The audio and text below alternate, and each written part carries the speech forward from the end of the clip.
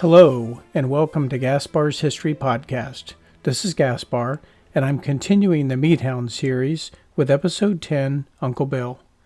Today's story takes us into mid-February 1943 and will end on a mission that has very personal impact on the 423rd Bomb Squadron and Steele.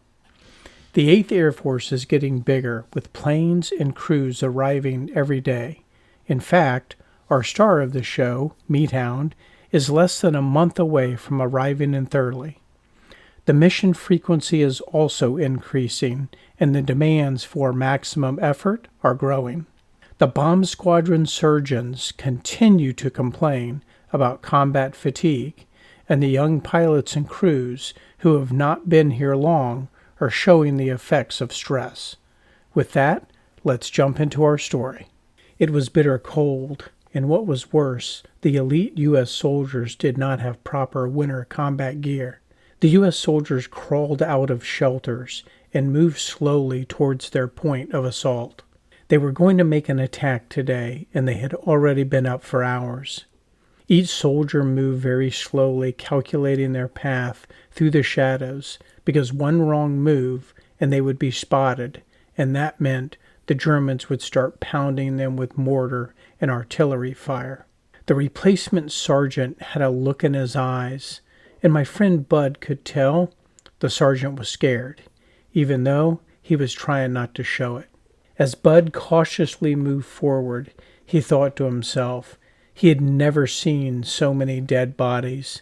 It was really quite horrific. The only comfort was that the bitter cold was keeping the gut-wrenching stench suppressed.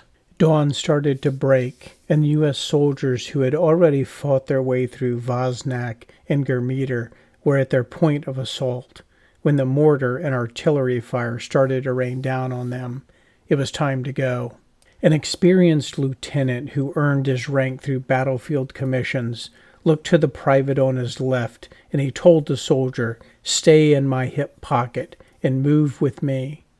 He turned to the private on his right, and he said, "Stay in my hip pocket, and under no circumstances are you to go looking for your brother. Do you understand me?" It was time to attack, and the two companies of unholy bastards came out of their cover, with a possession in their eyes, an unholy look to be sure. And after 15 yards of hard running, they felt exhausted, because their adrenaline had been up since very early in the morning, and now it was in overdrive. The lieutenant yelled, "Come on," and the two privates followed him up and into the field. They took 2 steps forward when the private on the lieutenant's left was felled by a machine gun through the heart. He never knew what hit him, and the last thing he heard was, "Come on." 45 years later, the lieutenant and I paid homage to this young man, who was buried at the time at the American Cemetery in Belgium. As we stood by his grave and took pictures, the lieutenant asked me to find the family of this young man and tell them what had happened to him. He said that after the war he tried to make contact with them, but he was unable to find any of his relatives, and the only thing that he knew was that he was from Utah and that he was a Mormon. After that trip, I spent years looking for this young man's family in a world without the internet. I eventually gave up looking. Then, after the lieutenant passed away, I knew I still had a debt to pay, so I started looking again. This time, my search, aided by new technology, offered me up a county in Utah from the Department of Graves Registration. I looked up the county's local newspaper, and I wrote my story to the newspaper editor who printed it. I was flooded with family members of this young man. I was able to bundle my information with framed photos and sent them to the family. The parents of the fallen lad never knew what happened to their son and never even knew where he was buried, and they went to their graves wondering. Why do I share this story of the Rangers at Hill 400 with you? Because in my recent conversation with the Robert Malin family, one of the pilots in the Meathound series, we talked about how the Malins have correspondence between aircrew families as they tried to get answers to what may have happened to their children. Were they dead or alive? And is there any idea where they might be? It really is quite tragic to think of what the parents of the greatest generation had to endure. The crew of the Unbearable were feeling lucky today. They had made it out of Germany with 3 engines, and they had been relatively unharassed over the channel. The Unbearable had made a safe landing in Bungay, and the crew had made some new friends. They were introduced to the crews of the 329th Bomb Squadron, 93rd Bomb Group, who were hospitable and accommodating. The Unbearable needed a new engine and some oil lines, so they were going to be in Bungay at least overnight. The Unbearable was not the first aircraft to make an emergency landing at Bungay, and the 329th was getting used to it. Being just over the coast, it was an ideal spot to land in a pinch. Unbearable's hosts were part of the Heavy Bomb Group Squadron, flying consolidated B-24 Liberators, and doing a really nice job of hunting submarines and harassing the German coastal radar stations. Steele was feeling pretty comfortable. He had the security and familiarity of Hamilton, Hull, Piotrowski, Bamforth, and Smoot to keep him company. The crew of the Unbearable penciled out their after-action report and would have it to record when they returned to Thurley, which they were hoping would not take too long. Their host had a Nissen hut for them to stay in, and they were offered warm food, coffee, in those lovely Vita Field mugs. Later that night, Jones and Steele toasted Hamilton and congratulated him for completing his first mission. Orman was thinking to himself, everything happened so fast. It was like a blur. A tour of duty felt like an eternity away, and the navigator with his fancy Ray-Bans was trying not to dwell on the journey ahead. Unbearable's engineer, Tech Sergeant Leon Bamforth, knew that changing the right inner B-17F right R-1820-97 Cyclone engine was pretty standard routine, easier than saying it, especially for the experienced ground crews. But he wanted to help where he could. He knew that the engine change with a full complement of mechanics took about as long as driving from Brunswick, Maine to New York City, but rarely was any unit in the Eastern Theater of Operations at full staff, so he wanted to ensure that it was not going to take a couple of days to finish the repairs. The right inner engine was an original engine for the Unbearable, factory installed, and it had over 200 hours of flying time logged on her. Tech Sergeant Leon Leroy Bamforth was born in 1920 and was 22 years old when the crew made the emergency landing in Bungay. He was from Cumberland County, Maine, and is a young man who we are familiar with in our adventure. He had trained with Steele and his crew in the United States and had arrived with the team on December 11, 1942. Bamforth had graduated from Brunswick, Maine High School in 1938, and his father, Carroll, ran an automotive parts store and garage. This obviously led to Leon's interest in motors and engines. Now, he was helping to replace an engine that he had never heard of just a couple of years ago. Leon was also a graduate of Spartan Aeronautics School in June of 1942, and then he was attached to David Steele's crew, destined for Europe, in the 423rd Bomb Squadron. There's another interesting anecdote about Steele's crew, and that is both Orman Hamilton and Leon Bamforth are from Brunswick's. The repairs on the Unbearable progressed nicely, and after a very quick flight on February 5th, the Unbearable and her crew arrived back in Thurley to their friendly confines and welcoming friends. Stories were shared and the after-action reports were discussed, but then the best news of all had come. An Air Wing holiday was announced for February 6th. Welcome news indeed. A day off. Steele, Hamilton, and let's not forget fellow pilot Bart Wigington could not think of a better gift. The boys on the base were certainly going to cut loose, and since the entire Air Wing was getting the day off, well, God help those small English towns. A day off. It really was a pleasant surprise, and Dr. Schuller agreed. He could not think of a better gift. Dr. Schuller knew how hard the lads had been driven since Christmas. Even if it were one day off, it was a big deal and felt good. A day to do what you wanted. No raids, no practice, no classes, no nothing. There was a good bit of celebrating the night of the 5th, which resulted in a lot of sleep-ins on the 6th. But again, that's what the boys needed.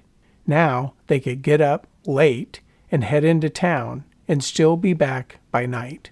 The days meandered by, and it was quiet for the next week. No raids, no missions, just routine. The routine was broken up by some exciting news. Word through the camp was that Lieutenant Geiss and Sergeant Wisenbach were confirmed to be in the French underground, and they were making their way back to England. As usual, due to all the secrecy, there simply was not a lot of details, but it gave the boys hope. How many others that had gone down were also in the underground and making their way out? I never really thought about this before I started this podcast, but the active pilots and crews were told very little of the underground in case they themselves were shot down and captured. They simply then would not have any relevant information to disclose to the Nazis in an interrogation. We are also starting to come to terms with the chances of making 25 missions is pretty thin. The evadee reports that I read, which are written after the evadee makes it back to England, disclose very little information, again, for good reason, as the Germans had eyes and ears all through England. It was February 13th. Steele and Hamilton got up, dressed, ate breakfast, and attended their usual briefings and education sessions. "What are you wearing tonight?" Orman jested to Steele. "What do you mean, what am I wearing? I'm wearing the only thing I have." Steele could see the smile on Hamilton's face. "Forget it." The 423rd Bomb Squadron was lucky enough to have a Valentine's Day party, and once again the boys were going to cut it loose. The planning committee had organized quite the shindig, but most importantly, a broad invitation went out to the Army Nurses Corps, and the ladies showed up in force, from Oxford to Diddington. The ladies liked to dance. Steele walked into the club, and the music was already playing, and the dance floor was filled with dancers. He grabbed a drink and was thinking, take it easy, we're going to be flying tomorrow.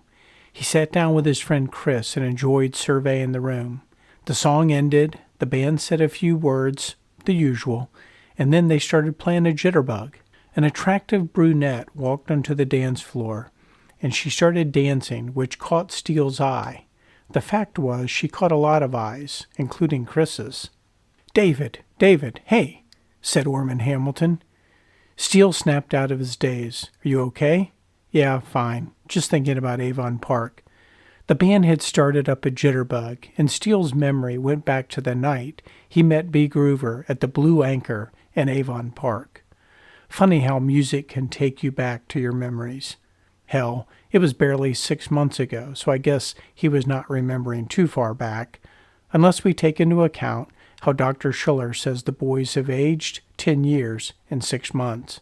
B and David would date while he was in Sebring and Avon Park, but no long-term commitments were made and no long-term commitments were discussed. The fact was, B made it very clear she was not interested in being a widow, so call me when you get out. Steele was thinking back on better times, knowing he had another mission to fly the next day. It was a good night, even if the memories make you miss home, but it also helps one to focus on the most important things in life and gives one a vision, a mission of sorts. A lot of the young men of the 423rd Squadron partied a little too hard that night, and the reveille for the next raid came way too early. Valentine's Day. Nothing like getting to fly a mission on Valentine's Day. For the boys from Chicago, a raid on this day was a bad omen. The morning schedule was pretty Groundhog Day, and the prize today was the marshalling yards at Ham. It was a prize that, even though it had been selected as the primary target for several missions, an actual raid on Ham continued to elude the 8th Air Force and the 306 Bomb Group. Steele enjoyed the party last night, watching the dancing and the memories that came with it. He did not have too much to drink, knowing that he was flying this morning. A raid on Ham worried him a bit, and he wondered if part of the reason the group had not made it to Ham was maybe due to a higher power intervening, and when they do make it to Ham, he wondered, how bad was it going to be? Jones and Steele mounted up went through the checklist, and got the 4 Wright Cyclone engines humming. Jones mentioned the weather did not look good, but thought maybe Germany would be better. The 306 bomb group took off at 0820. They circled thoroughly at 3,000 feet, then headed for Cromer and 19,000 feet, and then they were off to the German coastline. They had 20 aircraft on the raid today, and they were flying 2 squadrons of 7 in V's echeloned right and 1 squadron of 6 in V's echeloned left.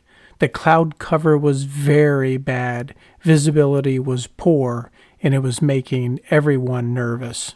When the bomb group got over the English Channel, the bomb pins were pulled and the machine guns were tested, and today all of the guns were in working order except for one, which had a belt feed jam. It was not too long before 2 of the aircraft became separated from the group.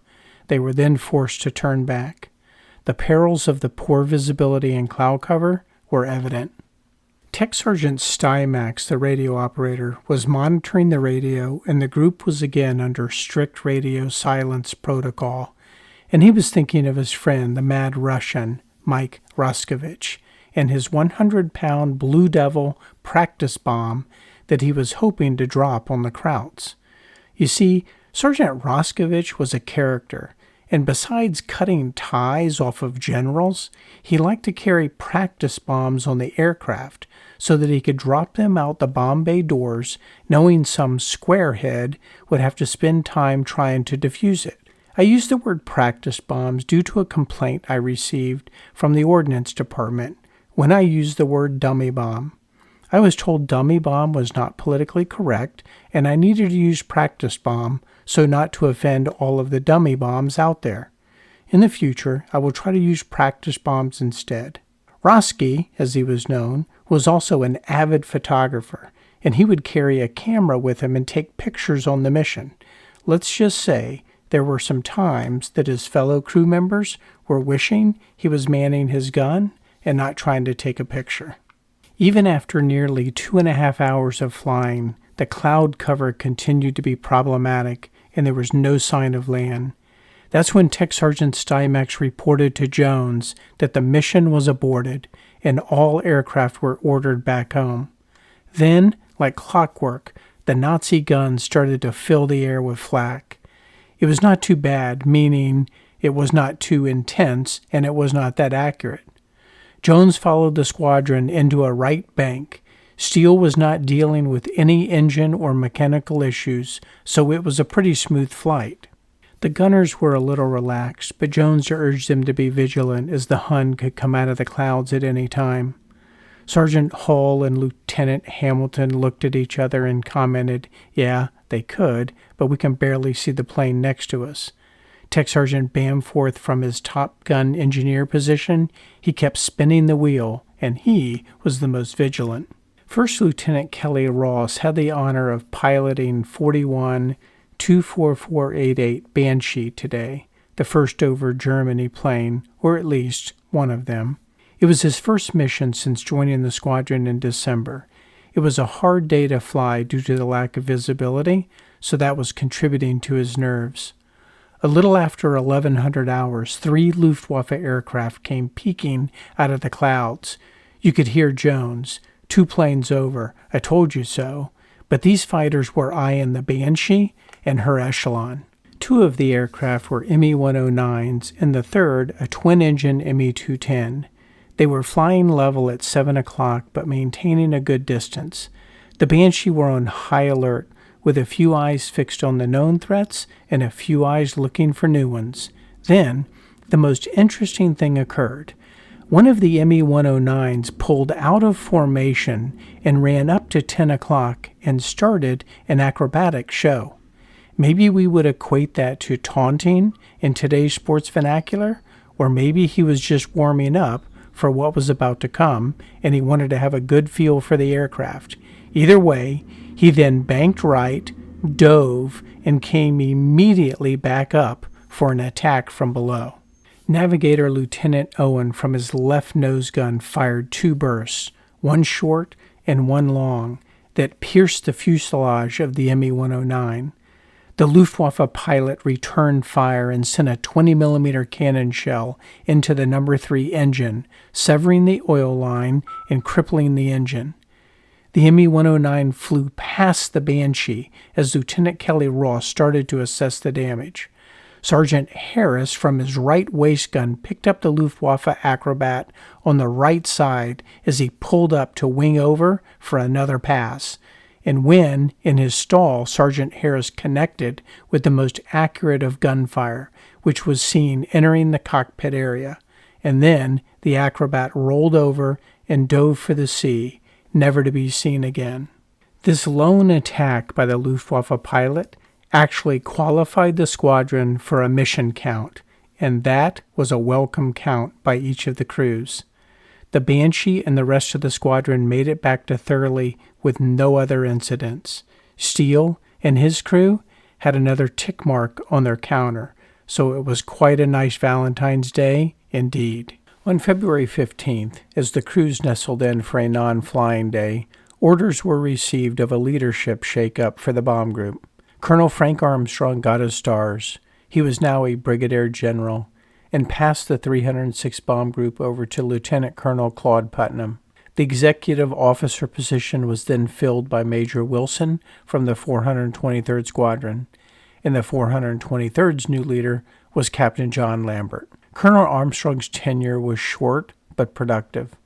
The 306 had seen improved results, and he had led them to Germany, even if he was not the first to cross the line. His discipline was key, and he left the flyers feeling better than when he had arrived. Steele would comment years later, Armstrong was used as a leadership mold for the movie 12 O'Clock High. February 16th brought a new day that would change the 423rd Bomb Squadron forever. There was going to be a big raid today. The group would go back to see their old friend at St. Nazaire. Their primary target was the submarine pin locks on the southwest corner of the complex. The last trip to St. Nazaire on January 3rd did not go well. The groans throughout the mission room were exaggerated. Lieutenant Colonel Putnam, the new leader, would be at the tip of the spear, and the crews were hoping he would have the same luck as Armstrong. But then again, Armstrong never flew to see their old friend at St. Nazaire. Dare we say Germany was an easier raid? As soon as the target was announced, it made Steele's mind race back to his first mission to St. Nazaire. In his mind's eye, he could see the heavy, accurate flak, like one solid sheet of black ice, a hole in the right wing, and the disintegration of the Cayley in front of them. But the Unbearable was able to hold on that day and make it home, 5 days later, of course. Lieutenant Ralph Jones was next to Steele, and this time he did not have to try to hide his emotions. He and Steele had already made this trip, and he knew that they could do it again. I mean, they did bring back a cripple from Germany, so what is a little St. Nazaire flak? Let's be honest, that is bravado, because they knew exactly what St. Nazaire flak was, and if they never saw it again, it would be too soon. Lieutenant Jones knew what St. Nazaire meant, and that they were going to take a dose of flak, so hopefully it misses all of the vital organs.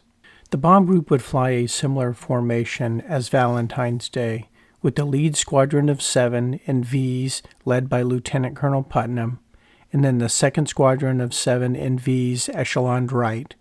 The third squadron, the 423rd, would be flying 6 planes in V echeloned left, and they would have the low position in the group. Typically, the 423rd had found themselves on the right of the formation, but today they were on the left. It's not good to mix things up if one is superstitious.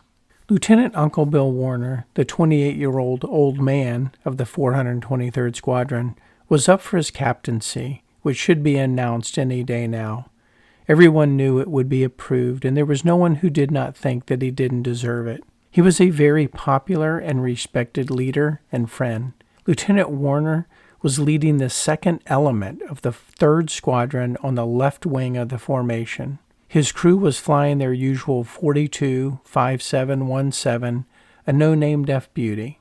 Uncle Bill was a great nickname because he was like your favorite uncle, I want to make sure that all my nieces and nephews out there heard that. He was like your favorite uncle. Lieutenant Warner had started flying with Second Lieutenant Arnold Carlson as his co-pilot after Steele and his crew had arrived. In fact, Steele has not flown with his co-pilot Carlson since they arrived in England. Warner was a polite, welcoming young man and a very good teacher. His crew, even with replacements, worked like a well-oiled machine. Warner's infectious smile put you at ease, and you always felt like you were part of the family. Not only was he old for the job, but he was technically too tall to be a pilot, standing 6 feet 4 inches in height. He had a hard time sitting in the pilot's seat, and if anything ever happened, he would have a hard time getting out of the aircraft, at least with any urgency. Steele liked having Warner and Carlson in front of him. There was a comfort in it.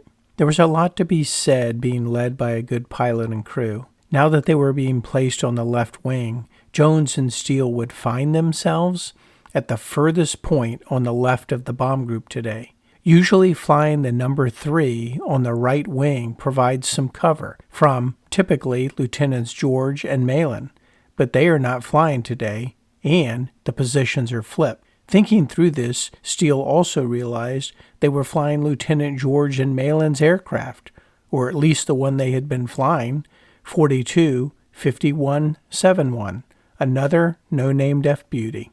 The bombardier toggler, Staff Sergeant William Hull, was going to be ecstatic because he was going to pick up twin Browning 50 caliber machine guns, which he had not had the pleasure to use yet. Steele was wondering if that would at least put a smile on Sergeant Hull's face, because he was the most unsmiling guy he had ever met. Instead of Lieutenants George and Malin, the second slot was being flown by Captain Robert Smith, with Lieutenant Lewis P. Johnson, another good pilot and crew, so Steele could not ask for a better group of boys to fly through hell with. Let me assure you, St. Nazaire was like flying through hell. Captain Smith was flying the infamous Sutton Bridge life raft crash plane, a plane with a second life. The lead element of the 423rd had Captain Maurice Salata, with Lieutenant Roy Kelly flying the first aircraft Steele and Warner flew in together,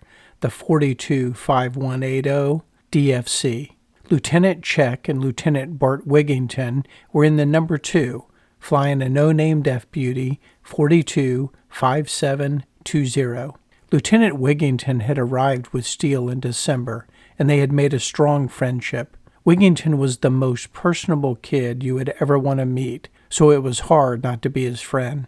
Lastly, Lieutenant Urey with Lieutenant Hopkins were in the number 3 slot, flying Old Faithful with the mad Russian Roski with his camera and the training bomb by his side. The first waypoint was Selsey Bill, which other than Beachy Head has to be the best waypoint if we're ranking them, of course. The bomb group was climbing to 19,000 feet. Ormond Hamilton was now navigating the crew to Carentan, France, which in just over a year during the Normandy campaign will see the 101st Airborne and one of Steele's relatives trying to evict the current non-French occupants. Staff Sergeant William Hull was in the nose with Ormond, and besides having toggler responsibilities, he had a nice set of Browning 50 caliber machine guns that had been jury-rigged into 42-5171 since she had arrived in late November of 1942. Staff Sergeant Smoot, in his Tennessee accent, was the rearview mirror. He was on the interphone. "Captain, there's an explosion in one of the bomb groups behind us. The raid today had gotten off to a bad start. There was a mid-air collision between 2 B-24s in the 44th Bomb Group. Later it would be documented that the snafu, unfortunately named, had a mechanical issue that dropped her altitude and caused her pilot, Lieutenant Billings, to drift. When she did, the Texan II, piloted by Lieutenant Long, tried to evade, and the planes collided, causing a mid-air explosion that disintegrated both aircraft and killed all the crews. The 42-5171 crew had their heads on a swivel as they climbed through the English Channel. Where are those damn Spitfires, Jones wondered. I have to tell you all, in reading mission reports, this is Jones's favorite complaint. And again today, he is wondering, where is the fighter escort? The mid-air collision in the 44th Bomb Group is also a reminder of just how perilous the close formation flying really was. The no-named F-Beauty climbed towards 22,500 feet as they approached Mont Saint-Michel, and they would be 1,000 feet under the lead squadron. The crew could see the monastery well, but had to chalk up another attraction like the Eiffel Tower that was seen but not visited. Staff Sergeant Walter Piotrowski could chime in as his interphone was working so far, but it would be in and out all day. Tech Sergeant Leon Bamforth was the top turret gunner and engineer, a real comfort for the crew. Staff Sergeant James Smoot was in his common tail gunner position and was reporting to the pilots what he saw, providing them with a rear view mirror. That leaves the two newbies on the crew today, both manning the waist gun positions. Tech Sergeant Charles Sheffield from South Carolina had come in with a crew that arrived on January 16th, and he was immediately sent out for additional training. Then there was Sergeant Abraham Cogen, who was a radio man from New York, but today he was a gunner. Just when you think you have things figured out, you realize you don't. In December, when the Spitfire escorts turned over the bombers to their own accord at the French coast, the Luftwaffe had been there to greet them, and it would make the crews hot that the Luftwaffe knew when and where they would be. On this day, the Spitfire escorts were nowhere to be found, and the bomb group had crossed over into France and had passed the Cherbourg Peninsula and was heading into southwest France, and still not a bogey to be seen. Now note, my comment is related to the 306 bomb group, as the other bomb groups may have encountered, most likely, some Luftwaffe fighters. It made the crews nervous, and it built up their anxiety like the twisting of a rubber band. It is also important to note that the flak along the coast and into France had been relatively light and sporadic, as the crews don't really mention it as a concern. It was also common practice to navigate around large flak concentrations, and today that navigation was working. The 306 bomb group headed for Saint Nazaire without enemy fighter or flak incidents, but they lost 2 aircraft due to a communications issue and a sick crew member. So the 306 was in pretty good shape and in formation with 18 aircraft. Saint Nazaire continued to be a key base for the Nazi Navy and their wolf packs. The 8th Air Force bombing raids had started to accumulate damage, but the submarine pens were still operational, so the bomb groups were being sent back again and again until the job was done, which reminds me of an analogy of beating one's head against a wall and expecting a different outcome. The good news was the Allies were starting to get a noose around the Nazis' neck in the battle for the Atlantic and were slowly choking them out. Staff Sergeant James Smoot was in his usual tail gun position, even though he had spent some time at the waist guns also. He could see the following bomb groups who were in close order: the 91st, 305th, 303rd, and 44th, primarily B-17s, but a little further back were the B-24 Liberators. 59 B-17s and 6 B-24s were going to make it to the bomb run, and the whole air wing was within 3 minutes of each other. So when the bombs started to fall, 160 tons of ordnance would fall in a 3-minute period. The Memphis Belle was somewhere out there, but she was unknown to the 423rd Squadron, so she was just another aircraft and crew of 10. On the other side of the squadron, in a little higher altitude, were Lieutenants Hennessy and Little John in 41-24560, back in their primary aircraft, Little Audrey. Little Audrey was holding the right flank of the squadron, while Staff Sergeant James Smoot and the rest of Jones's crew was holding the left flank. The 306 bomb group was still not being harassed from the Luftwaffe.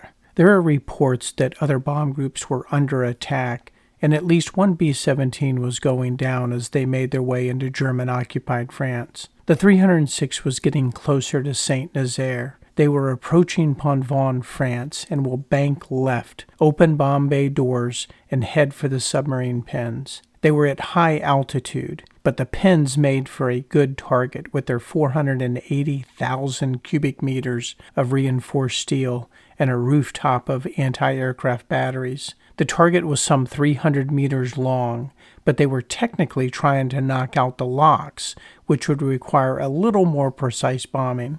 Jones and Steele and the rest of the crews knew they were going to take a beating today because no plane had ever left St. Nazaire without holes, and everyone knew the Luftwaffe flak crews were experts. The 306 bomb group reached Pont-Vent, France waypoint, and they banked left. They were 5 minutes out. Bomb bay doors open. Nerves were high since everyone knew what was coming. One of the objectives of the Allied air war strategy was to hit the Luftwaffe daily and ground them out in a war of attrition. But let's be cognizant of the fact that attrition was clearly with the objective to totally annihilate them and force them into unconditional surrender. In today's mission, we are lucky enough to have some of the German Luftwaffe records available for us for review. So I will insert some of the names and pilots and information that came out of the Luftwaffe about today's battle. It was an early morning for Lieutenant Otto Stomberger, who went by Stato, in his 9th Staffel, which was part of JG-26. Lieutenant Stato had been with the 9th Staffel JG-26 since February of 1941 and had shot down his first enemy aircraft during the Dieppe invasion.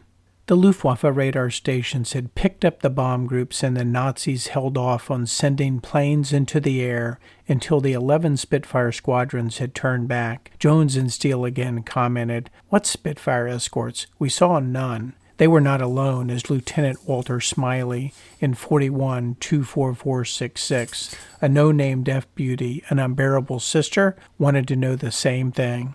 I am now going to apologize because I know I am going to butcher the German names and descriptions in the German language and vernacular. So I will, again, apologize and try to do the best that I can. So now it was time to get airborne, and the 12 aircraft in the 9th Staffel were launched and gaining altitude to meet the bombers. Feldwebel Franz Dorr and Unterofficer Erich Schwartz were with Lieutenant Stato this day in their Focke-Wulf 190s. Their strategy today was to let the flak gunners of St. Nazaire do their damage, then meet the bombers on the way out and harass them to the coast.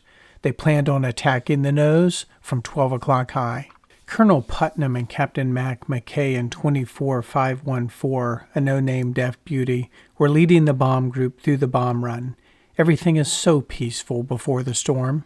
Let's spend a few moments reviewing the 423rd Squadron and their planes and crews as they approach Flak Alley. The 423rd Squadron was led by Captain Salata and Lieutenant Kelly in the DFC. Lieutenants Check and Bart Wigington, and remember Bart had come in with Steele and his crew in December.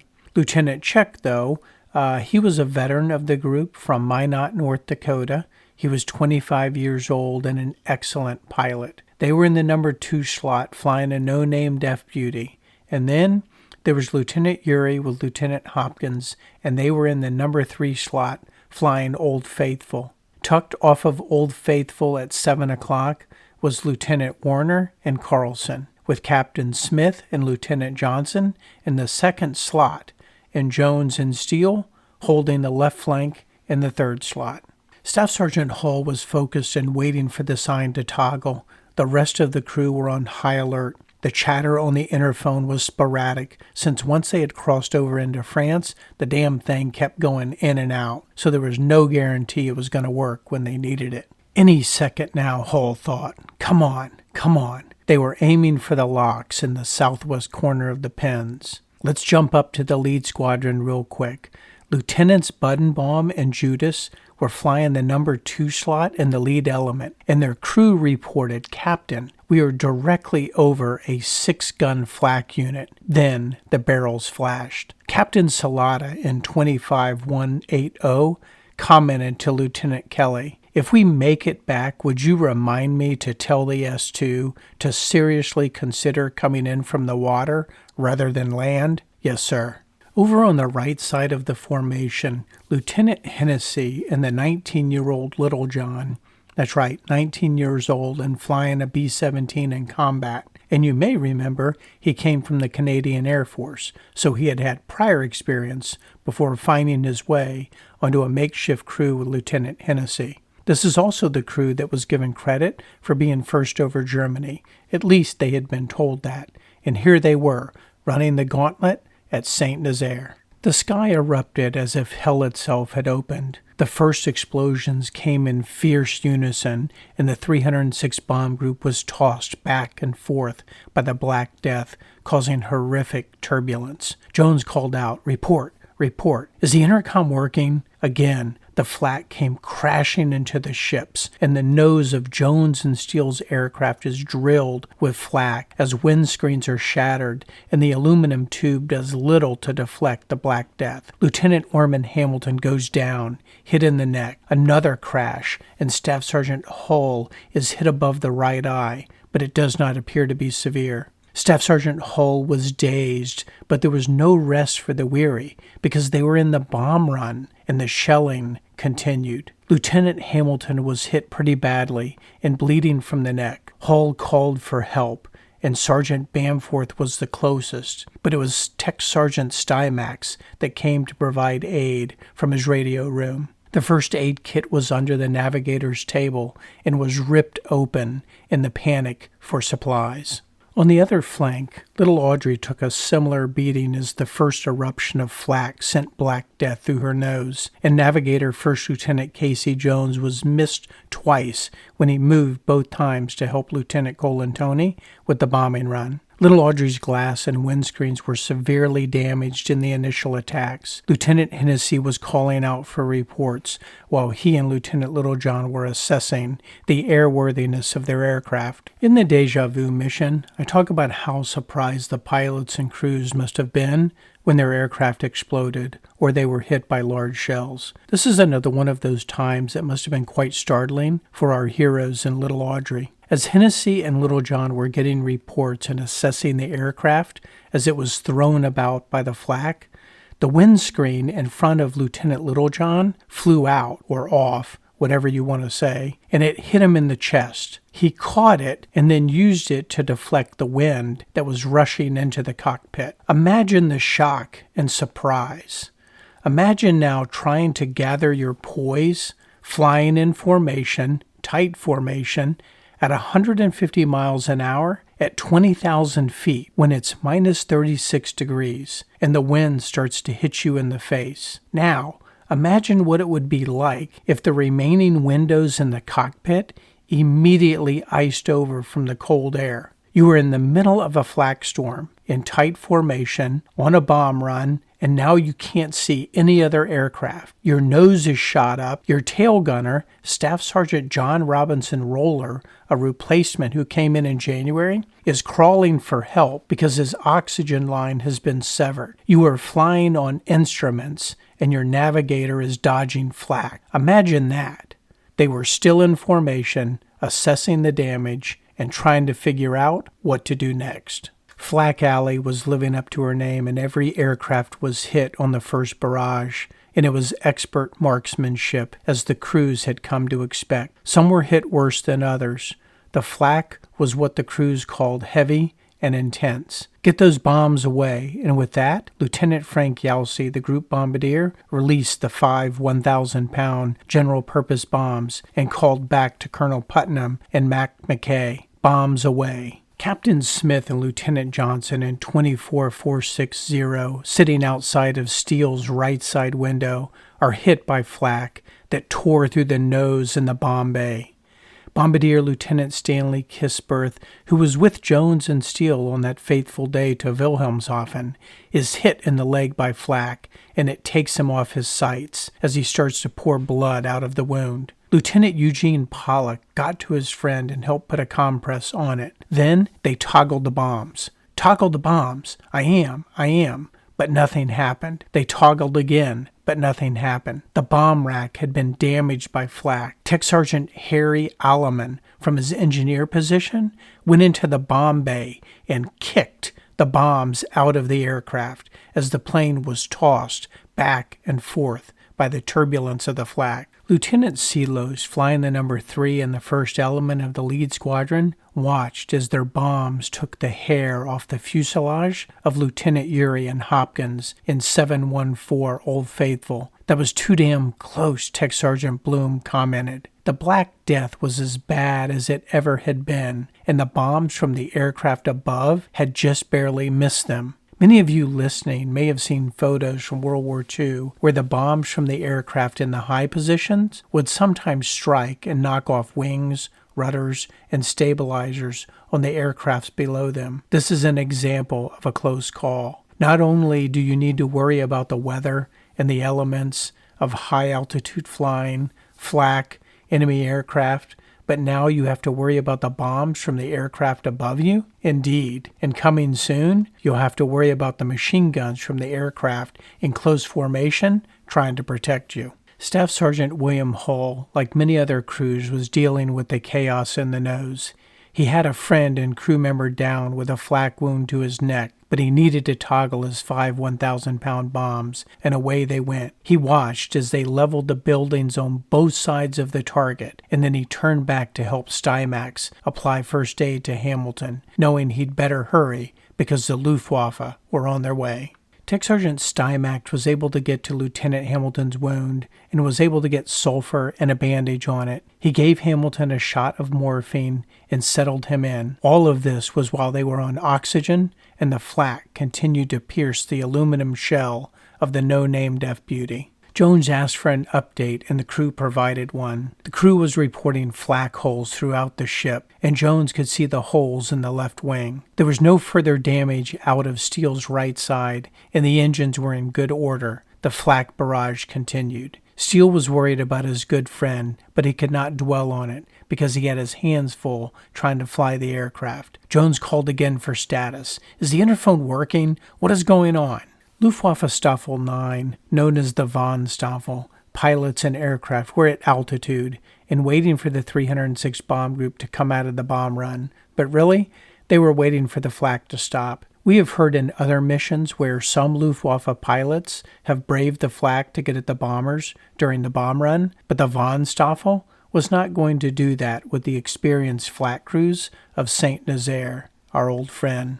Jones and Steele had a good view of Captain Salat and Lieutenant Kelly leading the 423rd, and they were bombs away, and they did not seem to be having any issues, but they were, as their top turret gun was out, and Tech Sergeant Bloom could not get him to work, which was not a good omen for what was about to come. Lieutenant Ford, the bombardier, and Lieutenant Check and Wigington's aircraft dropped about 1,000 yards short, while Lieutenant Horner and Old Faithful also hit a little short. The Old Faithful had taken some serious flak damage, with both the number 1 and number 2 engines being hit. Off of Old Faithful's left tail flew Lieutenant Warner and 2nd Lieutenant Carlson, and they were also hit and had taken significant damage. Colonel Putnam took the 306 bomb group into a left bank, and the aircraft were headed towards Penente. Meanwhile, back on the Little Audrey, Lieutenant Hennessy and Little John were frozen, but they were stuck because if they tried to drop altitude and leave the formation, they would be easy prey for the Focke-Wulfs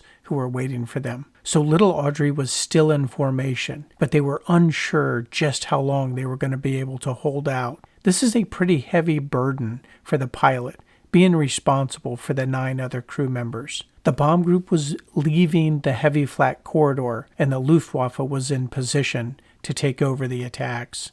Lieutenant Stato Stomberger and his von 9th Staffel of JG-26 were waiting at 23,000 feet. His squadron was flying Focke-Wulf 190s with their 230 caliber 8mm machine guns and 4 20mm cannons. It was the best-in-class fighter at this time, but it did have some performance issues at higher altitudes. Lieutenant Stato had a couple of younger pilots in his squadron today, and the plan was to attack in groups on the nose of the bombers. Lieutenant Stato was comfortable with their position, so the attack began. Lieutenant Warner called out to the crew asking for a status, and the crew checked in with "we're okay," even though there were some near misses. Second Lieutenant Carlson was reporting the number 3 and number 4 engines were having trouble, so he and Warner were trying to assess the extent of the damage. Tech Sergeant Claiborne Wilson, who was from North Carolina, he was the engineer, and he was in the top turret gun position, but he could not help with the engine performance because he had spotted a 5-pack of Focke-Wulfs lining up for an attack from 1 o'clock. He called it out. Every crew member was ready at their post. "Captain, can you get the nose down?" asked Wilson. He wanted to get his twin 50 caliber Browning machine guns at the right decreased elevation so that he may fight off the attack. Lieutenant Warner simply replied, "Okay." The 9th Staffel, led by Lieutenant Stato, was focusing on the 423rd Squadron when they started their first attack from Lieutenant Warner's 1 o'clock, basically just outside of 2nd Lieutenant Carlson's window. It was just after 11 a.m., nearly 10 minutes after the bomb run. Captain Salata and Lieutenant Kelly in the DFC looked at each other as they noted 12 Focke-Wulf 190s ramping up speed to press an attack on the 423rd Bomb Squadron. The 423rd Squadron gunners in all 6 ships went into action, trying to ward off the attack from the Focke-Wulf Staffel. Tech Sergeant Wilson,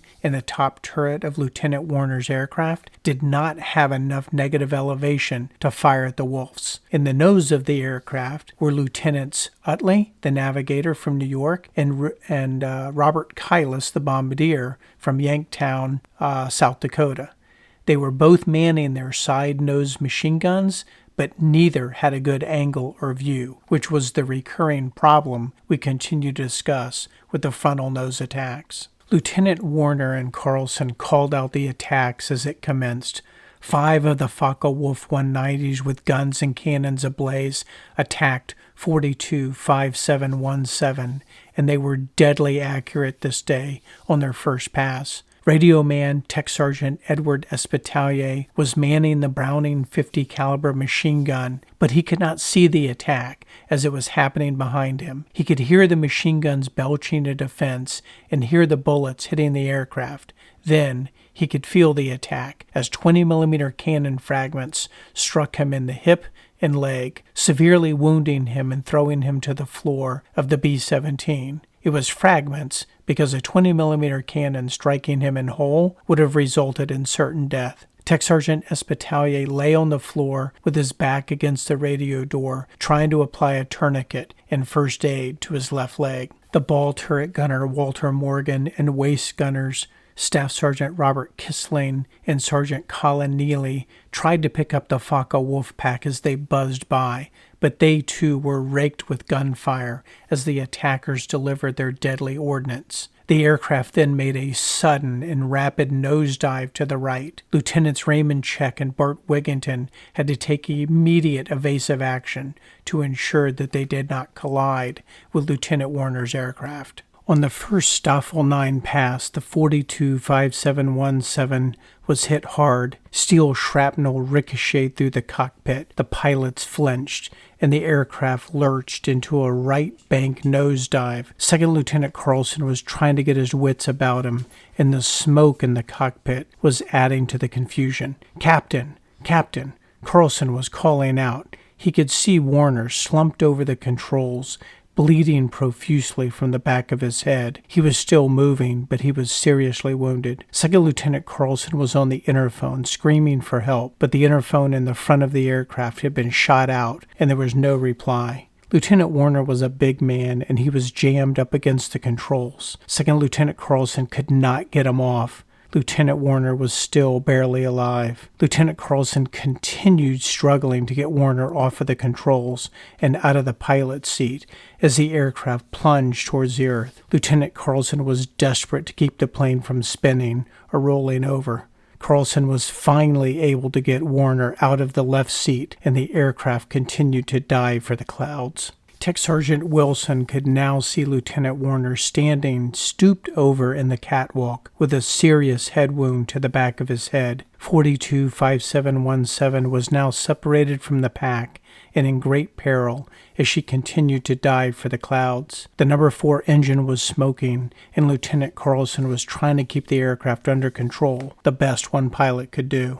The Focke-Wulfs had separated their prey from the herd, and now it was just a matter of time. Unteroffizier Erich Schwartz and Lieutenant Stato led the second pass on the no-name Deaf Beauty, and it was just as lethal as the first. As Tech Sergeant Wilson was trying to fire the top turret gun, the Focke-Wulf cannon fire knocked it off, and the oxygen tanks flew through the aircraft, hitting Lieutenant Warner, who laid in the catwalk dying, if he was not already dead. 42-5717 was getting shot to pieces, literally.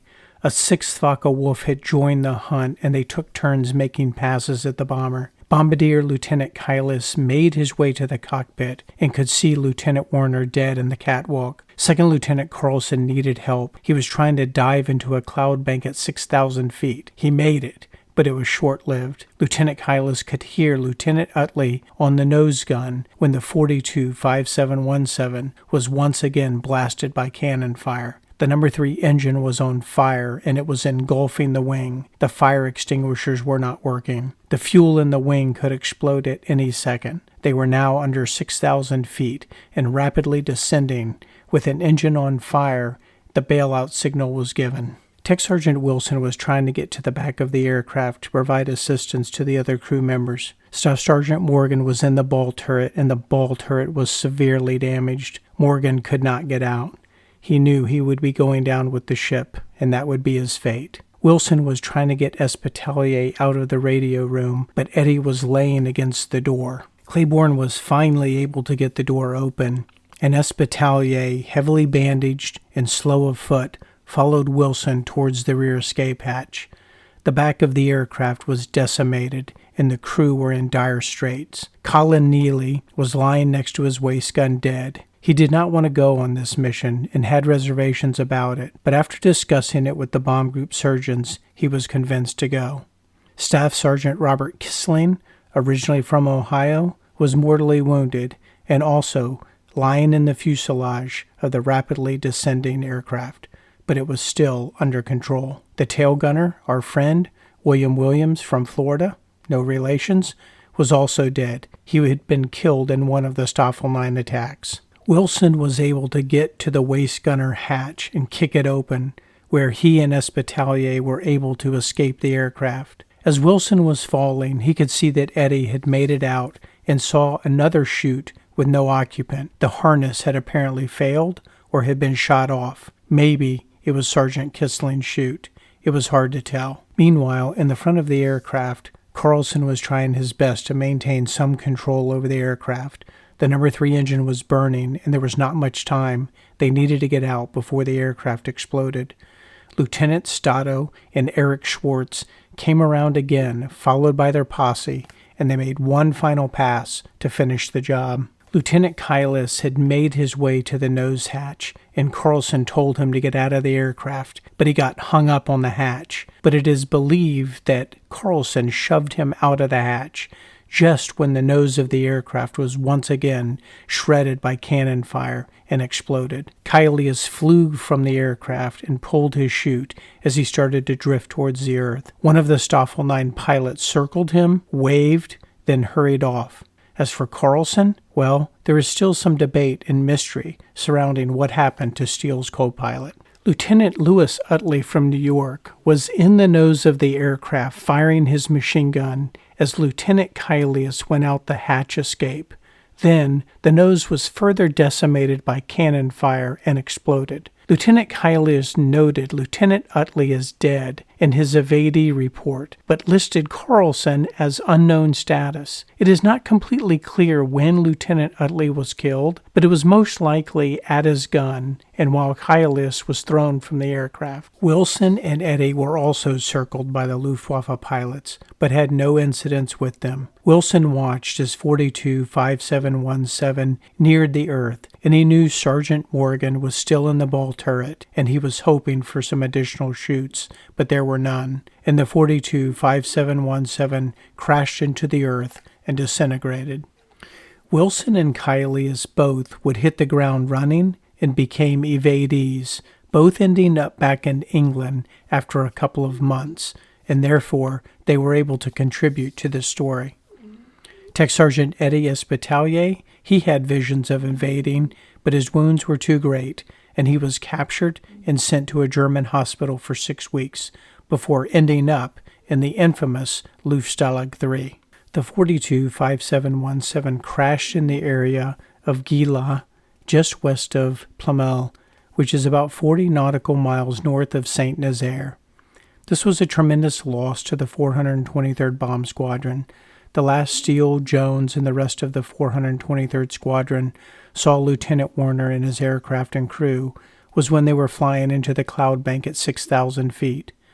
Lieutenant Warner's crew would be listed as MIA, and families would be informed that their loved ones were missing in action with unknown fate. The missing aircrew report is 15472, if you are interested in looking it up. Lieutenant Warner was a fine young man and was Steele's mentor on the first mission to Ramillies Hussein. If you like or believe in numerology, it is interesting to note that Lieutenant William Warner is buried in Plot 1, Row 11, Grave 11, 1111, at the Brittany American Cemetery. The other crew members that Steele flew with that day were Eddie Espitalier, Claiborne Wilson, Walter Morgan, Colin Neely, and Robert Kissling. Another set of crew members whose bunks will be vacant. Steele was also saddened that his good friend and co-pilot, Arnold Carlson, was missing. They never got to fly a mission together in Europe, and they had arrived with such esprit de corps. But now Steele was starting to think a lot. Let's now jump back to the simultaneous action that is happening in our story. Steele, Jones, and the crew of the no-named F-Beauty 42-5171 prepared for the Luftwaffe Staffel 9 attack that they could see was coming. Sergeant Hull was fixed to a jury-rigged twin 50 caliber Browning machine gun in the nose that afforded them a little more protection. Tech Sergeant Leon Bamforth was in the top turret gun position, calling out the enemy Wolfpack positions. The problem was the interphone was not working properly. Lieutenant Hamilton was bandaged and lying in the nose. Sergeant Steinmax was on his radio gun with Sergeant Walter Piotrowski in his usual ball turret position. The newest crew members were on the waist gun, and that was Sergeant Charles Sheffield and Sergeant Abraham Cogan. They were both trying their luck as waist gunners today. Talk about your baptisms of fire. Then, bringing up the rear, is our favorite and ever-reliable tail gunner, Sergeant James Smoot. The contrails stacked up, and with a rush, the Luftwaffe Staffel made their attack. Steele and Jones piloted and evaded where they could and watched as Lieutenant Warner was hit and his aircraft went into a sharp dive, as we earlier heard. The Focke-Wulf pilots carried their attacks through, and 42-5171 is blistered with machine gun and cannon fire. Jones calls out for a status. The controls are loose. What is going on? The gunners have no time to evaluate the damage. They are trying to fight off the Luftwaffe attacks and was also doing their best to keep the Nazis off of Lieutenant Warner. Staff Sergeant Ray J. Smith, flying as the right waist gunner for Captain Smith in 24460, picked up a Focke-Wulf 190 flying level at 21,500 feet as it made an attack from 3 o'clock on Lieutenant Warner's aircraft. Sergeant Ray J. picked up the yellow-nosed bastard at 500 yards and started firing, hitting it at 300 yards. The Focke-Wulf then peeled off at 150 yards in intense flames and headed for the deck. I hope we get more from Ray J. Smith from Pennsylvania, as I love the name, and he joined the Army Air Corps on my brother's birthday, July 11th, 1940. With a name like Ray J., I was expecting someone a little more southern, if you get what I'm throwing down, but I guess it's a great name, no matter where you're from. For the next hour, the squadron was under constant attack from the Luftwaffe inland fighters, and then they would get passed off to another squadron that would chase them into the channel. Here they come. Sergeants Hull and Bamforth were calling out the attack. Jones and Steele had a front row seat, and they were the targets. How is it possible that Lieutenant Hennessy and Lieutenant Littlejohn were still airborne, flying at altitude without a windscreen at minus 36 degrees. Just after the attacks on the 423rd Squadron had started on the left wing, a squadron had also attacked the right wing, picking on the flank and Little Audrey. As the Luftwaffe Staffels started their attacks, 4 Focke-Wulfs from JG-26 came in at 11 o'clock high and dove on Little Audrey. Lieutenant Jones and Colantoni had a great view in the Holy Nose, and Tech Sergeant Wiley was able to get his top turret gun into position. What happens next happens over the next 5 minutes in 3 successive attacks on Captain Riordan's 369th Squadron, Little Audrey, Lieutenant Malazewski and Watson in 25404 Giesel, and Lieutenant McGoffin and Lieutenant Vintage in 488 Banshee. The Focke-Wulf pack was not deterred by the tracers, and they made continuous attacks on the bombers. Lieutenant Charles F. Jones, navigator on the Little Audrey, who had been dodging flak, was now manning the left nose gun as the Wolfpack made their run, sending 20mm cannon and 8mm machine gun fire towards the Little Audrey. Lieutenant Jones exchanged fire with the Focke-Wulf, standing toe-to-toe, sweating, and then hitting the enemy at 200 yards and pouring it into her when, at 100 yards, the Focke-Wulf disintegrated and flamed out that made everyone flinch. Lieutenant Littlejohn had a quick thought. What if something comes through the windshield?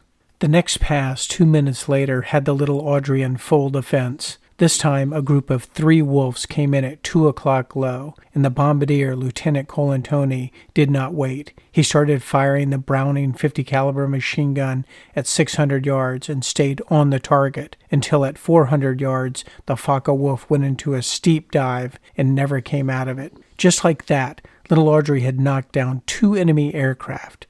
But there was no rest for the weary, as the 3rd Luftwaffe attack had commenced. Lieutenant Littlejohn continued to hold the windscreen and help fly the aircraft, as Lieutenant Hennessy tried to evade without crashing into another aircraft. This time, the deadly attack by 4 Focke-Wulfs was 12 o'clock level, straight at the pilots, and Lieutenant Colantoni's dilemma was targeting, as in, which one of these bastards does he shoot at? The bombardier also got some hits on a selected Focke-Wulf at 300 yards and put more into her when at 100 yards she started to flame out and the aircraft went into a glide and you knew the pilot had been killed as the aircraft pitched for the earth. The Little Audrey had no business being in the air, let alone in a dogfight, and now she had a hat trick of kills.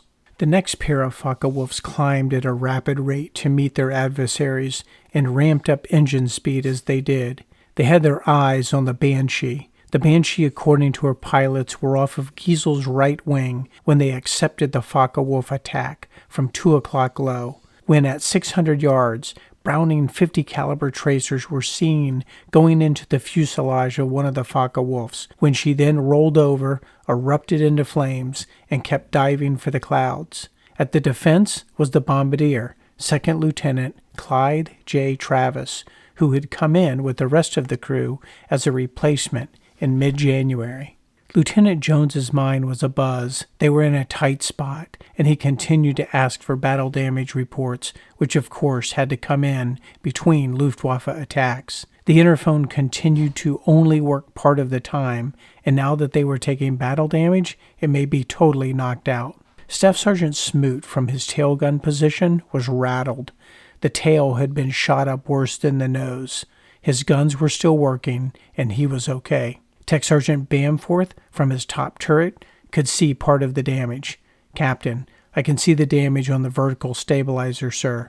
A message came in from Sergeant Cogent at the waist gun, reporting that 4 feet of the horizontal stabilizer was missing and shot to hell. The controls of the aircraft were not tight, and she had lost responsiveness. Jones and Steele knew they were going to have to keep her in close formation, but at the same time, keeping her close meant that there was a danger of collision. When the bomb group had passed through Flack Alley, Captain Ryan and Major Oliver were leading the clay pigeons in Sweet Pea When Lieutenant Joseph Downing and Lieutenant Howard Kelly's aircraft, 42-5175, a no-named F-Beauty, was hit hard at the target area by flak. It sounded like hail hitting a metal roof, the sound of flak tearing through a B-17F at 23,000 feet. The number 1 engine was hit and started smoking. Then it started to vibrate like a blender gone wild. "Shut her down," demanded Lieutenant Downing, and Lieutenant Kelly shut her down. Downing flipped the battery off and Kelly feathered the engine. It sounded like hail hitting a metal roof. Did I say that already? The number 3 engine was now gone. The pilots followed the same routine and shut her down. The bomb group was banking away from the target, and they tried to keep up, but they could not. Staff Sergeant Robinson, from his engineer position, was assessing the engines, and with 2 engines gone, the last 2 may burn up. Dire straits indeed, but they needed more power, and they needed to stay as close as possible to the formation. But a feathered engine was like blood in the water. Lieutenants Parker and Fortin in 42-5072 could see that 42-5175 needed help, so they broke rank and tried to stay with her, trying to give her some additional protection. It is courageous to fall out of formation to protect a friend. The Focke-Wulfs were on the scent, and it was Lieutenant Stato and the 9th Staffel, with Feldwebel Franz Dorr by Stato's side. Captain Ryan and Major Oliver in Suite P called out the attack at 12 o'clock level, and the blue and silver and all-black Focke-Wulf 190s tore through the Suite P in Ryan's element. 20-millimeter cannon shells found Lieutenant Downing's 4th engine, and out it went. Staff Sergeant George Peterson, at his right waist gun position of the Suite P, was trying to hold the Focke-Wulfs off, but he could not. Lieutenant Downing and Kelly feathered the 3rd engine, and Downing put the aircraft into a steep dive. They were trying to get to the clouds at 6,000 feet, in a deja vu scene same as Lieutenant Warner and Carlson. The prey had been separated, and the hounds were after the fox. There was nothing else Lieutenant Parker and Fortin could do, so they quickly rejoined the Suite P and the rest of the formation, and their crew was calling on the interphone, "Bail out! Bail out! Try to keep those fighters off 'em, boys." Downing and Kelly were racing for the clouds, but the Focke-Wulfs were faster. There is a strong historical chance that it was Feldwebel Franz Dorr that put the coup de grace into 42-5175 as she dove for the clouds. The cannons ripped through the midsection of the ship, and Staff Sergeant Harvey Ross never knew what hit him, killing him instantly. Staff Sergeant George Green from Kansas was trying to aid Ross, but there was nothing he could do. At 6,000 feet, Lieutenant Downing was able to get into a cloud bank, and the bailout alarm sounded, and the crew started to bail out. Lieutenant Howard Pratt and Lieutenant George Bryan went out the nose hatch. There were 2 Greens on the aircraft, Royal Green from Texas and George Green from Kansas. No relation, because that would have been crazy, and out they went. Also trying to get out of the aircraft were Staff Sergeant Henry Jones on the radio, Staff Sergeant Loris Elliott as the tail gunner, and Staff Sergeant Alan Robinson, the engineer. Downing and Kelly were the last to get out of the aircraft, as she then headed for the Earth. I love it when the pilots and crews of the 306 Bomb Group identify the colors and schemes of the Luftwaffe aircraft. Today's mission has one of those notes documented. Captain Riordan and his crew in the Wahoo 2 noted blue and silver Focke-Wulf 190s along with some all-black Focke-Wulf 190s. The 306 Bomb Group was now under constant attacks from the Luftwaffe. They were passing Ploemon and headed for Guingamp, and they were dropping altitude as they went. They were crossing over the Brest Peninsula, which seems like a pretty bad idea to me. Back on the left flank, the 423rd Squadron had more than 10 attacks on their position, with some attacks containing up to 12 Focke-Wulfs, who would then pass the attack off to the aircraft behind them. Sergeant Hull from his twin nose gun position was bleeding above the eye, but he was not bad enough to stop fighting. Here they come again, 11 o'clock level. Slightly below, he calls out over the interphone, wondering if anyone is picking up the message. Tech Sergeant Bamforth from his engineer position feels helpless as he can't get his guns on them due to the elevation. Jones and Steele, with Captain Smith and Lieutenant Johnson by their side, move up on Lieutenant Urey and Lieutenant Hopkins now that Warner was down, trying to tighten the group up. The Focke-Wulfs came screaming through, and Steele could hear the bullets hitting the no-named F-Beauty as she took more damage through the center of the aircraft. The aircraft was shaking from all of the defensive fire, seemingly erupting at once. Our friend, Walter Piotrowski, tried to hold them off, but the Focke-Wulfs ignored the tracers as they came whizzing by. Waist gunners, Sheffield and Cogan, also tried their luck, and Staff Sergeant James Smoot would get a burst on them as they passed by the rear of the aircraft, but he, too, was having trouble getting a fix on the enemy aircraft. Lieutenant Jones once again asked the crew for a status check. They were shaken, but unharmed, and Lieutenant Hamilton was stable. They were not going to have to throw him out of the aircraft yet. Captain, as reported, the vertical stabilizer has a large cannon hole in it, and Steele was reporting it looks like we may have a flat tire. Captain, the sons of bitches are coming again, and it was deja vu as the Focke-Wulfs made another pass at 12 o'clock a little below. The 50 calibers were not quite singing because the ammunition was poor, so the gunners were having to clear jams, which takes a gunner off of the target and puts one in a bad spot. The crew could hear the bullets hitting the ship. The damage was not significant, so the only reports were on how the ammunition was crap. It was hard enough putting up a defense, but when the ammunition is poor, well, that just adds to the suffering. There is no reason we can't get high-quality ammunition. Steele could see Captain Smith out his right window, and he looked okay. There was no obvious damage, and their no-named F-Beauty's engines were running well. They moved up on the Old Faithful now that Warner was down. Old Faithful had obvious battle damage to her engines, but she was still in formation. Captain Check and Lieutenant Wigington and their no-named F-Beauty also had battle damage, while Captain Salata and Lieutenant Kelly had taken the least amount of damage, only holes from the flak, and none of it in critical organs. In the geography between Raiden and the Channel, Lieutenants Parker and Fortin, sitting behind the beloved Sweet Pea on the right side of the formation, were putting on the most heroic of defenses. They had witnessed the downing of Lieutenant Downing and Kelly out their right window. The 42-5072 had not suffered any catastrophic battle damage, but they were having significant mechanical issues with the number 1 and number 2 engines, both on the left side of the aircraft. The number 1 engine was vibrating and shaking very badly, and the number 2 engine had the supercharger running away. 4 Focke-Wulf 190s attacked from 3 o'clock low. Staff Sergeant James S. Clark and Staff Sergeant George Peterson opened fire on the Wolfpack. Peterson was able to single a Focke-Wulf out, striking her when she made several fast snap rolls and started smoking in rich black smoke and disappeared into the clouds. Then a lone wolf tried her luck on the 42-5072. The Luftwaffe pilot in his Focke-Wulf 190 started his attack from 11 o'clock level, firing his guns and then banked to the right, going under the aircraft at a 7 o'clock.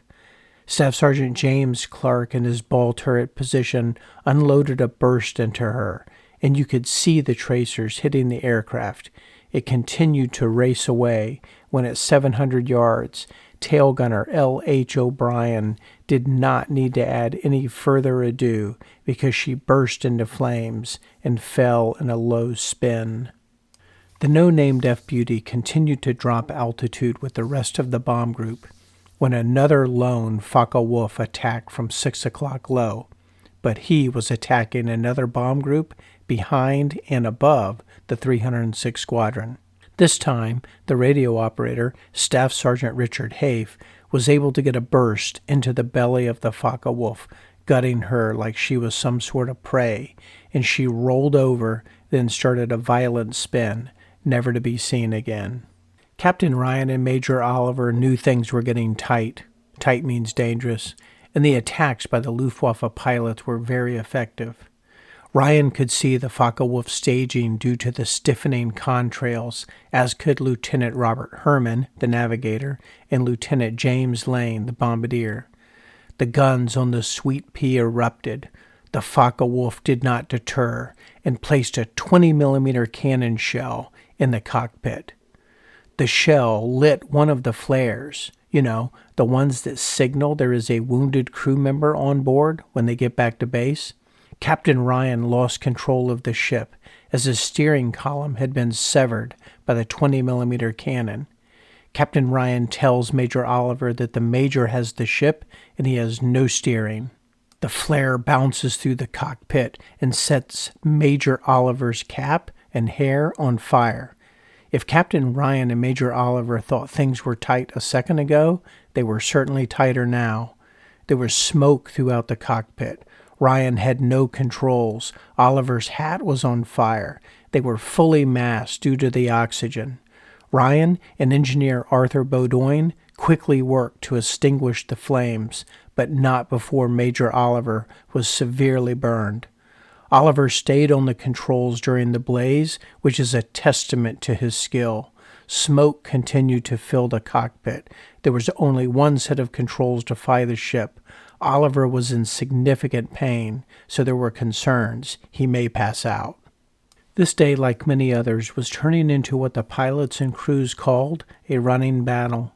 The hours of tight formation manual flying with aircraft that had taken battle and mechanical damage was stressful. There's no better example of this than what was going on the Little Audrey. Lieutenants Hennessy, Little John, and the crew still had her airworthy, and the dropping of altitude in formation was a welcome relief to them as they were frozen.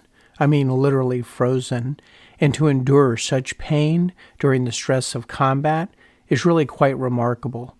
And remember, Lieutenant Littlejohn is just 19 years old and partly responsible for a $500,000 machine and 9 other crew members. The Luftwaffe's 9th Staffel had used their ammunition and fuel and passed the bomb group to other squadrons in Brest and central France.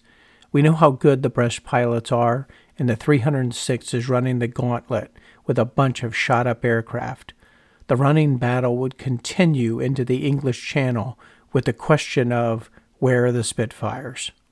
The 306 continued to drop altitude and were heading over the English Channel at 8,000 feet. There were some 40 enemy aircraft still in pursuit, but they were now primarily focused on the trailing bomb groups. Colonel Putnam and Captain McKay were in the catbird seat today, and they did not have any critical damage or wounded airmen. Lieutenant Buddenbaum and Lieutenant Judas in 41-24467, the Grim Reaper, was headed home on 3 engines and no crew injuries. Outside of Lieutenant Buddenbaum's left window sat Lieutenant Silos and Lieutenant Kramarenko in Montana Power, 41-24465, 2 brother aircraft that came off the assembly line 1 aircraft apart. The Montana Power had a few small holes, but had dodged the damage from the Focke-Wulfs. In the trailing element of the lead squadron, both Captain Reagan and Lieutenant Bucky had to abort and had turned back before originally crossing the English Channel on the way out. That left Lieutenant Friend and Lieutenant Kudback in 129, who have a bunch of holes but nothing that is impacting their aircraft. However, Lieutenant Smiley in 41-24466, a no-name Deaf Beauty, has an engine out and a hole in the number 2 fuel tank. Captain Ryan and Major Oliver in Sweet Pea 425130 have the pilot controls shot out, and Oliver is severely burned. The Sweet Pea is severely shot up, but they are still leading the 2nd Squadron. Lieutenant Parker and Fortin in 42-5072, a no-named F-Beauty, they have an engine down, a supercharger out, but this crew put up the most gallant of defenses, as we heard earlier in the show. The second element of the 2nd Squadron was led by Captain Riordan and Lieutenant Edris in 42-5086, one of our favorite aircraft, the Wahoo-2, who was in good order, and their crew would ultimately report a good show. Off the right wing of the Wahoo-2 sat the Giesel, 42-5404, with Lieutenant Malazewski and Lieutenant Watson. They had incurred several attacks on the day, and they had sustained damaged props, trim tabs, and the horizontal stabilizer had been shot up. In the number 3 spot is the infamous Banshee 2, who is argued as first over Germany, flown by a relatively new pilot for our story, Lieutenant Magoffin, and Second Lieutenant Vintage. They were coming home without a hydraulic system, as it had been shot up in one of the early Focke-Wulf attacks. That brings us to the last plane in the element and the tail of the dog on the right flank today, 41-2560, Little Audrey, with Lieutenant Hennessy and Little John, our 19-year-old windscreen-holding co-pilot. The drop in altitude helped with the cold, but there was still a rush of air coming through the aircraft. They'd been shot up good, but the Germans had not been able to knock out any of their other mechanicals or controls. Moving over to the 3rd Squadron and the left flank of the bomb group, Captain Salata and Lieutenant Kelly were in the DFC, 42-5180, the first aircraft Steele flew when he arrived in Thurley, with Lieutenant Warner in the captain's seat. That was the last thing on Steele's mind today. It was just an afterthought as the years faded by. The DFC had a few small holes punched through her, but they did not strike any vitals or any crew members. Lieutenant Check and Lieutenant Bart Wigington were in their no-named F-Beauty, 42-5720. They were making it home with a shot-up nose, 3 engines, and a shredded elevator. They had also had their number 2 engine without its supercharger, and the number 3 engine's prop started to run away. When they finally made it home, they were quick to point out it was hell. Old Faithful were limping home with Lieutenant Urey and Lieutenant Hopkins in the cockpit, and Tech Sergeant Roskovich on the wireless. Both of the engines on the left side had been hit, and their rudder cable had been shot away. They were thankful that the other groups were now under pressure, since they had lost a waist gun and a ball turret gun during the previous scraps. Captain Smith and Lieutenant Johnson were in the no-named F-Beauty outside of Steele's window, 41-24460. Their bombardier, Lieutenant Kisberth, was wounded, and they would get one of the priority landing spots when they approached Thurley. Their hydraulics were shot out, and they were full of holes, both to their aircraft and their crew. Lastly, Jones and Steele in 42-5171, the other aircraft to challenge being first over Germany, they were not in good shape. Lieutenant Hamilton was stable, but needed treatment fast. Staff Sergeant Hall was also wounded, but just needed to be cleaned up. The no-named F-Beauty was missing 4 feet of the horizontal stabilizer. The vertical stabilizer was as holy as Swiss cheese. The nose was shot up, and they were going to be landing with a flat tire, which with the B-17F made for a nervous landing. As the 306th came into Thurley, the ground crews counted the aircraft, but there were 2 missing. The 3 aircraft with wounded personnel set off flares and proceeded to land first. The B-17F was not an overly difficult plane to fly, but it did require a good touch when it came to landing, and it was a checklist plane, meaning you needed to go through the checklist to ensure proper procedure. The long manual flights added to the fatigue, and the shot-up stabilizers, rudders, and hydraulics did not help.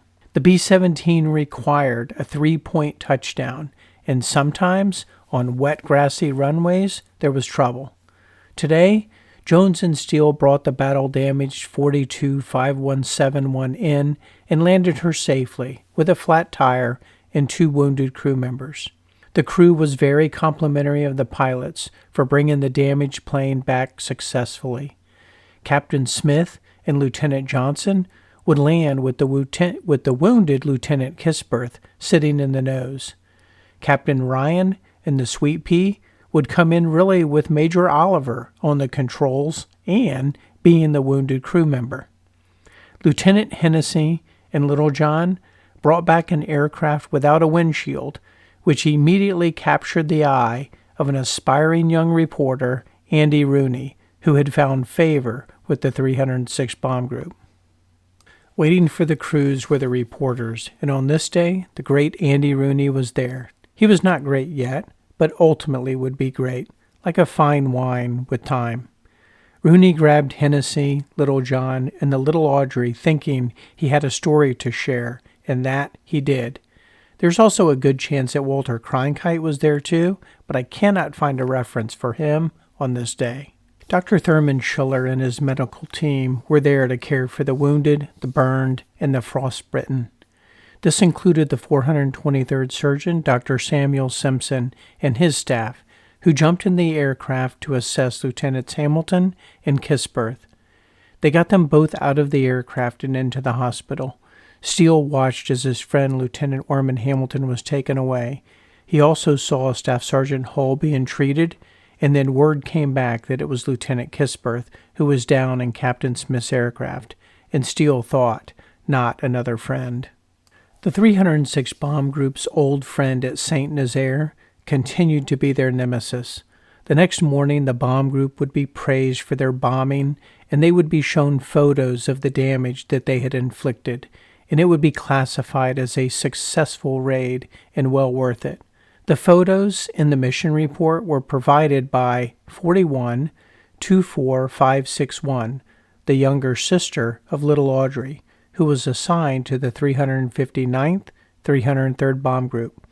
I will call out that this aircraft will have a Medal of Honor recipient posthumously awarded for a mission on March 18, 1943, which is about a month away. The Luftwaffe and JG-26, well, they would report just the opposite, and that the submarine pins were completely missed by all the bombers. Funny. I guess when I read the after-action reports, both sides are wrong, and the truth is somewhere in the middle. But was it worth it? That was what the pilots and crews of the 306 Bomb Group were wondering. That sentiment was also shared by high-ranking officials in Washington, D.C. But the 8th Air Force High Command was going to press forward with maximum effort missions to prove the sacrifice was worth it. But was it worth it?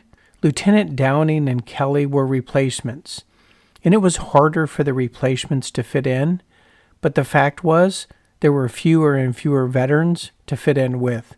Lieutenant Downing had come in at the end of December. Lieutenant Kelly had come in on the 11th, the same day as Steele. Lieutenant Howard Pratt, the navigator, came in the same day with Kelly and Steele. Lieutenant George Bryan, well, he was new. In fact, the combat diary says he arrived the day he was lost, February 16th, 1943. Wouldn't that be crazy? Staff Sergeant Harvey Ross, the waist gunner who was killed, well, he'd flown with Colonel Armstrong on the first mission to Germany. The Downing crew overall was pretty new, and it certainly was their first mission together.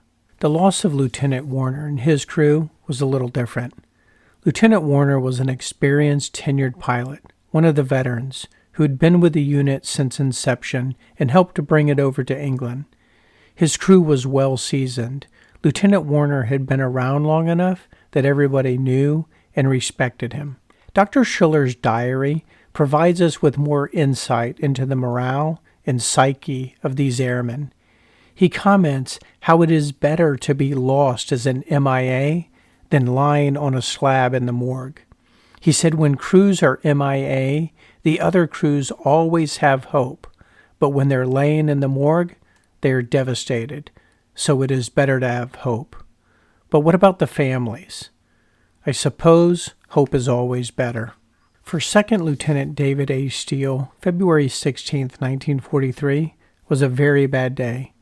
The crew he flew with on his first mission, December 12, 1942, to Rouen, was missing in action. Their pilot was a good man, a good teacher, and an even better human being. His good friend and 23-year-old co-pilot from Washington State, Arnold Carlson, he watched go down with Warner right in front of his eyes. His best friend and navigator, Orman Hamilton, was now in surgery with a wound to his neck. His gunner and friend, William Hull, was wounded. Steele thought back to his first mission and repeated his words, "What have I gotten myself into?" A few months later, more information on Lieutenant Warner's aircraft would surface, both from Lieutenant Kylius and Tech Sergeant Wilson, who had evaded capture and returned to England, but also from an English agent planted in France. In the English agent's account, Second Lieutenant Arnold Carlson, the young first-generation Swedish immigrant, was also considered an evadee. No one ever saw him leave the aircraft, so it's always been assumed he went down with the ship. Maybe he was thrown from the aircraft when Lieutenant Kylius was going out, or maybe even killed in that attack. However, it is an interesting angle that he was an evadee. The English agent reported the crew that were killed were buried by the Germans in a mass grave and given a funeral to pay last respects. After the Germans left, the French held a service of their own, and later they brought a large amount of flowers, even though it was in the middle of winter. The French continued to bring fresh flowers to the graves every Sunday since. How cool is that? It completely aligned with my own personal experiences with the French, who pay homage to those who are fighting to liberate them from tyranny. William Uncle Bill Warner, the insurance salesman from Connecticut, would make captain posthumously. In starting my research on my uncle, I knew this mission was coming. My uncle had shared stories about his co-pilot being killed with another crew, so when I started that research, I saw that it was with Warner and that Warner had taken Steele out on his first mission. Research suggested Captain Warner was a fine young man and was another victim of the senseless loss of World War II. I highly encourage you to look him up. One look at his smile, now that you know his character, will make you sad, and you will be able to feel the pain 80 years later. This wraps up the episode Uncle Bill in the February 16, 1943 trip to St. Nazaire. The next mission will take us to March 13, 1943, where the Meathound makes her maiden voyage with Lieutenant David A. Steele in the captain's chair. But before we get there, we have to crash first, so please stay tuned. I would also like to report that I'm meeting family members whose relatives flew with my uncle, and they are providing me with research and information that they have in their possession. Specifically, thank you, Sean. Just think of the things you may find when you are looking for something else. Gaspar, out.